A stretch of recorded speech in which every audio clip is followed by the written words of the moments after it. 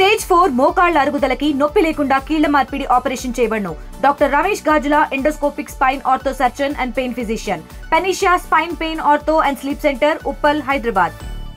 ప్రస్తుతం మాజీ ఎమ్మెల్యే ప్రసన్న కుమార్ రెడ్డి ఇంటి వద్ద ఉన్నాము. ఇక్కడ ఎమ్మెల్సీ మురళి గారు ఉన్నారు, మాట్లాడదాం. చెప్పండి, అసలు ఏం జరిగింది? అదే మాకు ఇంతకుముందే ఫోన్ వచ్చింది, ఇట్లా ప్రసన్న ఇంటి మీద రాళ్ళేశారంటే సరే ఎవరో పోకిరేదవలే అనుకుంటూ ఇక్కడికి రావడం జరిగింది. ఇక్కడికి వచ్చి చూసిన తర్వాత వాతావరణం ఒక్కసారిగా చాలా బాధేస్తూ ఉంది. పెద్ద కార్లు కూడా మరి గంజాయి బ్యాచ్ లాగే ఉన్నారు, వాళ్ళు తీవ్రంగా తిప్పేశారు. అదృష్టం ఆయన వేరే ప్రోగ్రాంలో ఉండి, ఆయన ప్రసన్న కుమార్ రెడ్డి గారు వాళ్ళ బాబు వేరే ప్రోగ్రాం ఉన్నారు. వీళ్ళు చాలా ప్రీ ప్లాన్డ్గా వచ్చారు.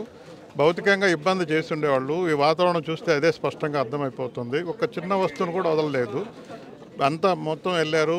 బెడ్రూమ్లు అన్నీ ఎక్కడ పైన కింద మొత్తం గుల్లగుల్ల చేసేసారు. ఈ వాతావరణం చూస్తే నిజంగా చాలా మచ్చ. ఉమ్మడి రాష్ట్రంలోనే నల్లపురెడ్లు అంటే వాళ్ళకు ఒక ప్రజాస్వామ్యబద్ధంగా ఉండేవాళ్ళని ఒక పేరుంది, శాంతి కాముకుల వాళ్ళు. అట్లాంటి వాళ్ళ ఇంటి మీద ఈ రకంగా రౌడీజం నెల్లూరు చరిత్రలోనే ఎప్పుడు లేని విధంగా చరిత్రహీనులు చేసిన పని ఇది. మరి ఇది హుందాతనం రాజకీయాలు కాదు, ముక్తఖండంగా మేమంతా ఖండిస్తున్నాం. చాలా భయానక చెప్పేదానికి కూడా మాటలు ఇది కాదు, గుల్లగుల్ల చేసేసారు ఇల్లుని. ఇంత పెద్దగా అందంగా కట్టుకున్న ఇల్లుని మరి నల్లపురెడ్డి శ్రీనివాసరెడ్డి గారు ఆయన స్వశక్తితో మరి ఇక్కడికి వచ్చి ఎంత ప్రశాంతంగా ఉండేవాళ్ళు వాళ్ళు. ఆ ఇంటిని ఇంత దుర్మార్గంగా, ఇంత కర్కశంగా, కక్షపూరితంగా చేశారంటే అందులో ఒకరు కాదు, ఇంచుమించు 100 మెంబర్స్ రావడం అంటే ఇది ప్లానింగ్తోనే జరిగింది. ఈ వాతావరణం చూస్తే మాత్రం వాళ్ళు ఉంటే భౌతికంగా లేకుండా చేయడానికే వాళ్ళు ఇక్కడికి రావడం జరిగిందని స్పష్టమైపోతుంది. ప్రసన్న కుమార్ రెడ్డి ముఖ్య స్నేహితుడు, అనుచరులు, ఆయన సన్నిహితులు చలపతి ఉన్నారు. అసలు ఏం జరిగింది చలపతి గారు? అసలు ఏం మాట్లాడారు వాళ్ళు? ఏంది అసలు? యాక్చువల్గా ఈరోజు కోవూరు నియోజకవర్గ విస్తృత స్థాయి సమావేశం కోవూరులో జరిగింది. ఈ కార్యక్రమంలో భాగంగా ప్రసన్న కుమార్ రెడ్డి గారు మాట్లాడుతూ గత 3 రోజుల క్రితం మరి ప్రెస్ మీట్లో ఇటు చలపతిరావు గారు అయితేనేమి, విజయ్ కుమార్ గారు ప్రెస్ మీట్లో ప్రశాంత్ రెడ్డి ఇచ్చిన దాన్ని కౌంటర్ ఇచ్చారు.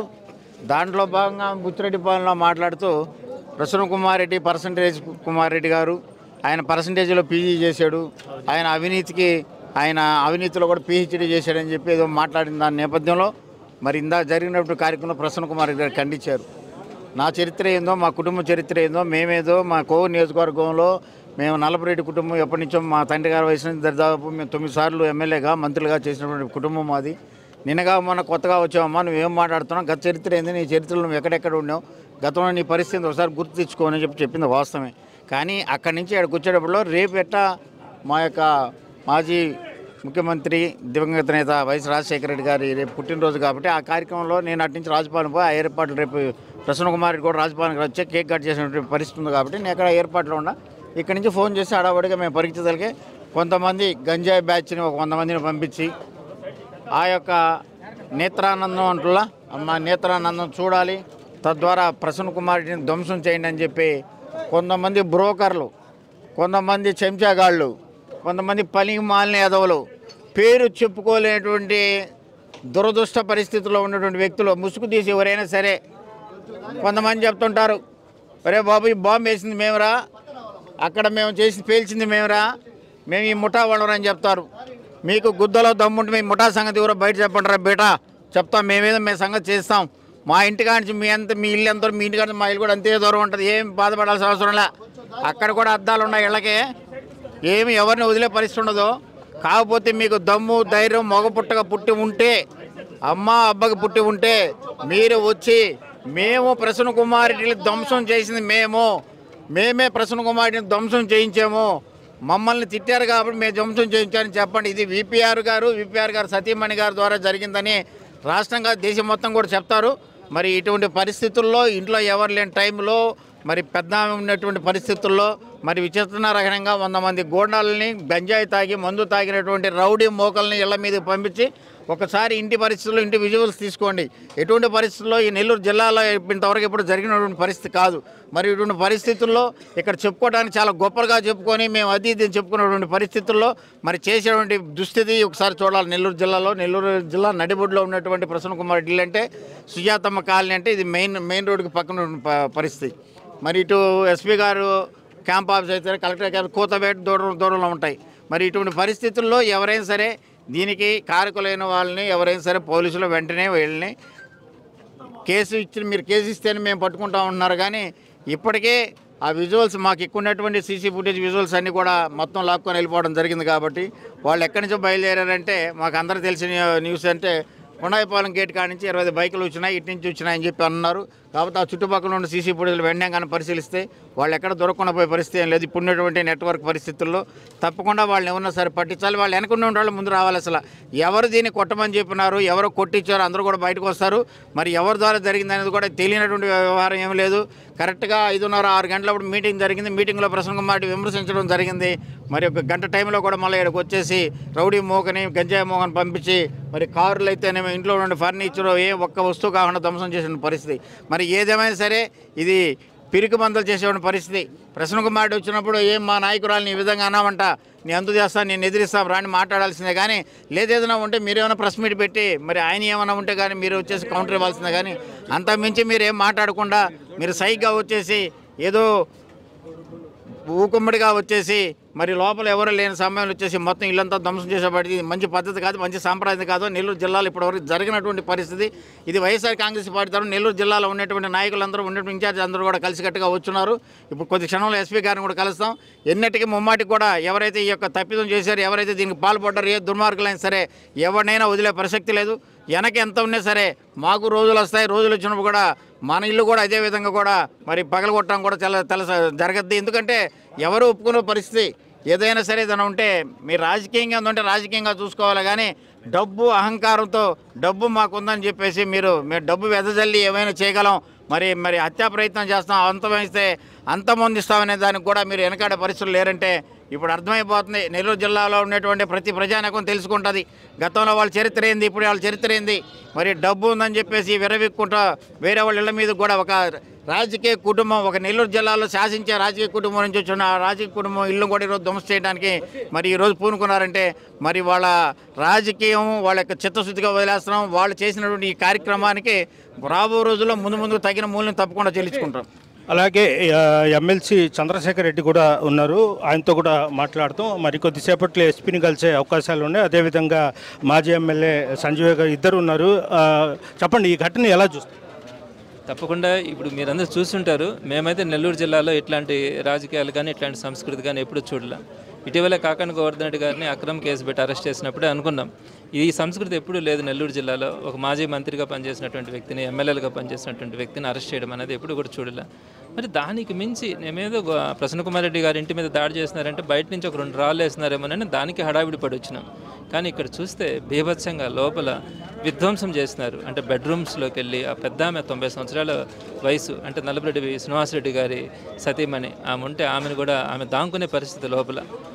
మరి ప్రసన్న కుమార్ రెడ్డి గారు ఉంటే ఆయన్ని హత్య చేయడానికి వచ్చినారనే ఇక్కడ చెప్తా ఉన్నారు. తప్పకుండా ఈ పరిస్థితి కానీ చూస్తే మనకు అదే కనపడతా ఉంది. సో ఇది మంచి పద్ధతి కాదు.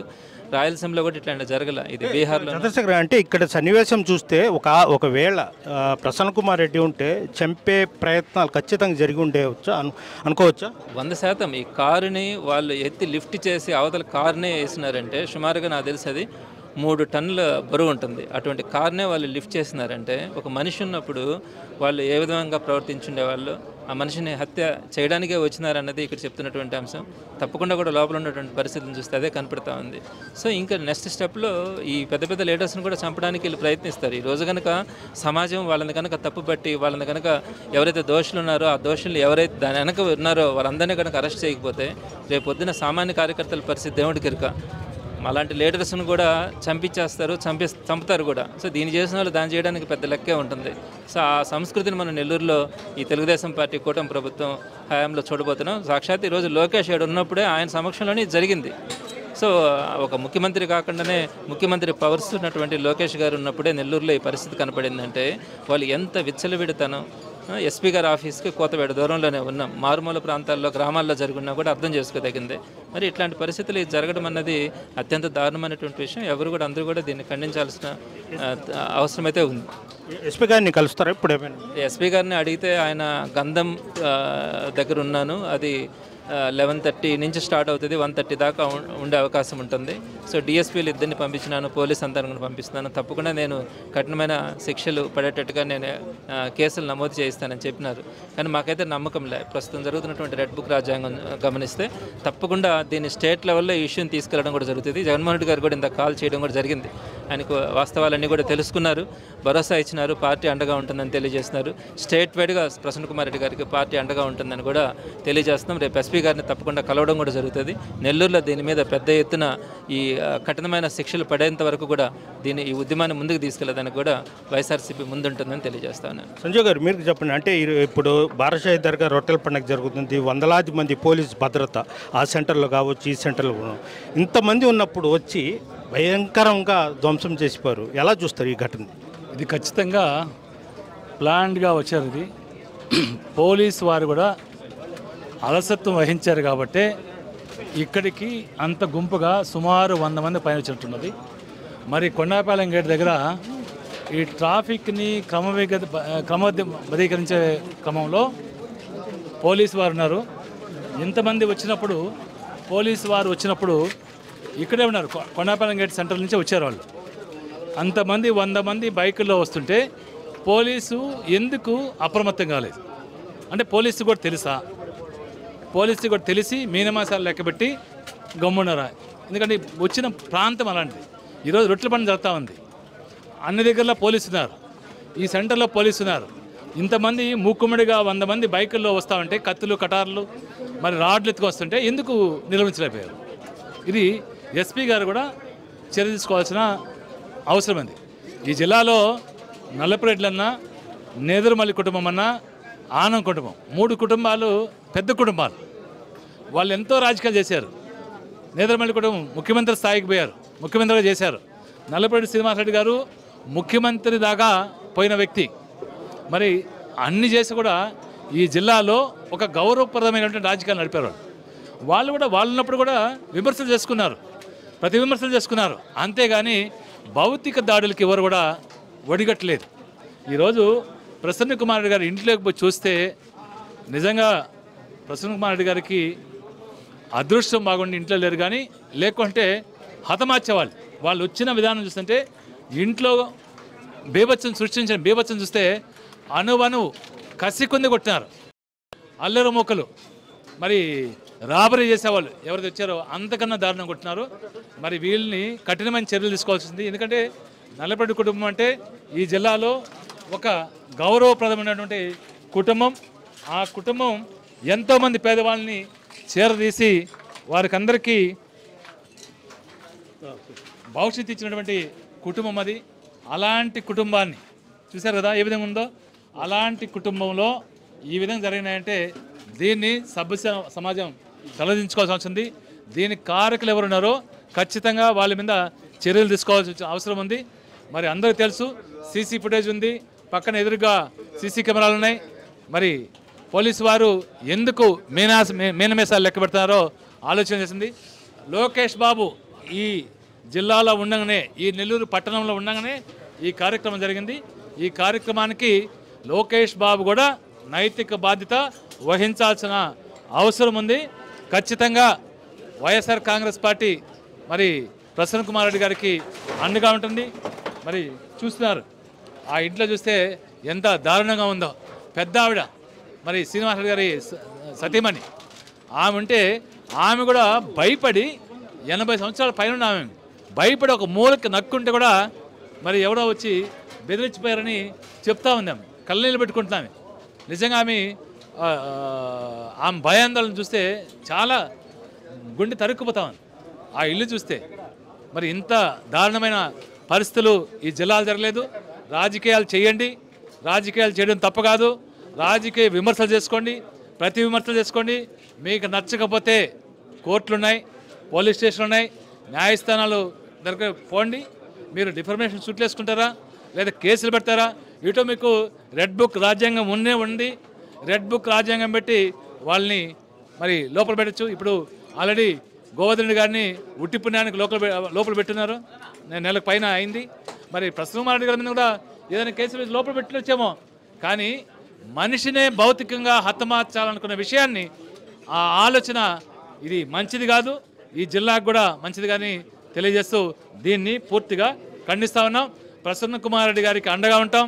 ఖచ్చితంగా వైఎస్ఆర్ కాంగ్రెస్ పార్టీ జగన్మోహన్ రెడ్డి గారు కూడా ప్రసన్న కుమార్ రెడ్డి గారికి ఫోన్ చేసి పరామర్శం జరిగిపోయింది. ఖచ్చితంగా వైఎస్ఆర్ కాంగ్రెస్ పార్టీ మొత్తం ఆయనకు అండగా ఉంటుందని తెలియజేస్తాను. శ్రీనివాస్ చెప్పండి, అసలు ఈ ఘటన ఎలా చూస్తారు? ఇంత ఘోరమైన ఘటన నెల్లూరు చరిత్రలోనే కాదు, ఆంధ్రప్రదేశ్ చరిత్రలో ఎప్పుడు జరగల. ఈ కూటమి ప్రభుత్వం వచ్చిన తర్వాత ఆంధ్రప్రదేశ్ మరో బీహార్ లాగా మారే పరిస్థితి. అతి ప్రశాంతమైన నెల్లూరు చిన్న చిన్న ఘటనలు అలా జరిగే పరిస్థితిలో ఈరోజు ఇది చూస్తూ ఉంటే నిజంగా ఇది ఒక నెల్లూరా లేకుంటే బీహార్లో ఒక ప్రదేశమా అనే పరిస్థితిలో ఉంది. వందల మంది గూండాలు వచ్చి ఒక ప్రజానాయకుడు 70 ఏళ్ల చరిత్ర ఉండే రాజకీయ కుటుంబం నుంచి వచ్చి 5 సార్లు ఎమ్మెల్యేగా గెలిచి మంత్రిగా చేసిన ఆయన ఇంటి మీద పడి ఇల్లు మొత్తం ధ్వంసం చేసి ఒక్క పరికరం కూడా పనికొచ్చే పరిస్థితిలో లేదు. అంత దారుణంగా ఈ పరిస్థితిని చేశారంటే అదే ఆ నాయకుడు ఇంట్లో ఉండుంటే పరిస్థితి ఏంది? కావాలని చంపాలని వచ్చినట్టే ఉంది, ఆయన్ని మట్టు పెట్టడానికి వచ్చినట్టే ఉంది. కానీ మీరు ఎవరు అనుమానిస్తున్నారు? జరిగింది కదా, వారం రోజుల నుంచి జరుగుతూ ఉంది. ప్రసన్న మీద విమర్శలు చేశారు అక్కడ లోకల్ ఎమ్మెల్యే, దానికి ప్రతి విమర్శ ప్రసన్న చేశారు. ఆ విమర్శకి జవాబు చెప్పండి, లేదంటే ఇంకా పెద్దగా విమర్శించండి. కానీ ఇది దారుణమైన పరిస్థితి ఇట్లా చేయడం అనేది, ఇది ఎవరు చేసుంటారనేది బహిరంగ రహస్యం. ఎవరు చేయించుంటారనేది, ఆ విమర్శలు ప్రతి విమర్శలు ఎవరి మధ్య సాగాయి, ఎవరి మధ్య జరిగినాయి అనేది అందరికీ తెలిసిన విషయమే. దీనిలో రహస్యం ఏమీ లేదు, అందరికీ తెలిసిన విషయమే. దీనిలో పూర్తిగా పోలీస్ బాధ్యతగా ఈ సంఘటనని, దీని వెనకున్నది ఎవరు, దీన్ని చేసింది ఎవరు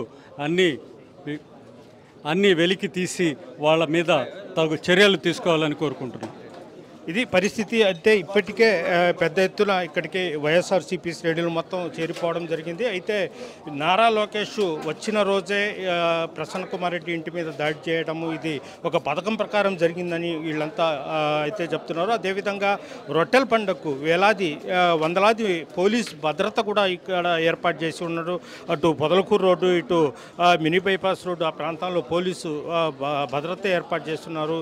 ఇలాంటి భద్రత, పోలీస్ భద్రత ఉన్న సమయంలోనే నల్లపరెడ్డి ప్రసన్న కుమార్ రెడ్డి ఇంటి మీదకు వచ్చి సుమారు ఒక 70-80 మంది వచ్చి దాడి చేయడము చాలా ఇది ఎప్పుడు జిల్లా రాజకీయాల్లో ఈ విధంగా జరగలేదు. విమర్శలు పై విమర్శలు చేసుకుంటారే తప్ప ఇలాంటి భౌతిక దాడులు ఎప్పుడు జరగలేదంటూ కూడా వైఎస్ఆర్ శ్రేణులు అయితే చెప్తున్నారు.